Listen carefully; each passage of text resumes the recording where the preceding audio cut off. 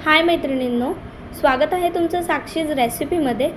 आज आपण पाहणार आहोत इन्स्टंट कैरीचं लोणचं, जे आपण जेवताना तोंडी लावू शकतो आणि सहजरित्या आपण तयार करू शकतो। चला तर मग आज पाहूया इन्स्टंट कैरीचं लोणचं।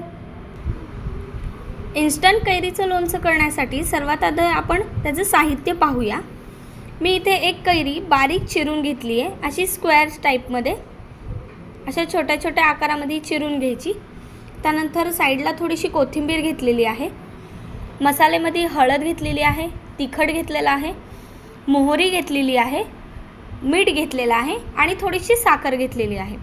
ओके, चला तर मग आपण साहित्य पाहिलेलं आहे। चला तर आता आपण कृतीला सुरुवात करूया।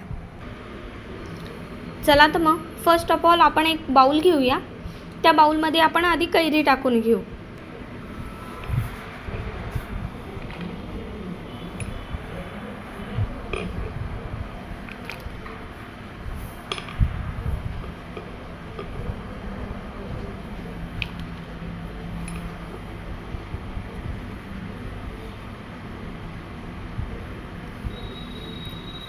कैरी टाकल्यानंतर आपण त्यानंतर चिमूटभर हळद टाकून घेऊ।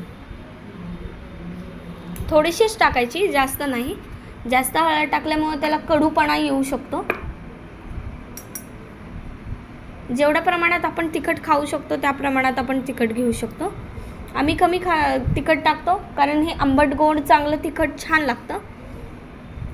त्यानंतर तिखट मीठ टाकल्यानंतर मीठ टाकून घेऊ। थोडीशी चिमूटभर साखर, थोडीशीच टाकायची।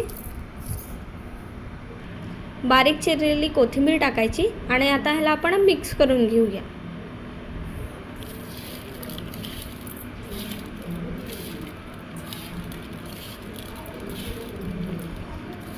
प्रत्येक कैरीला हे हळद, मीठ, तिखट हे लागलं पाहिजे। आता हे हळद, मीठ, तिखट लागल्यानंतर आपण आता ह्याला फोडणी देऊया। आता आपण चरचरीत ह्याला फोडणी दिलेली आहे। फोडणी दिल्यानंतर हे असं आपण हलवून घेऊया।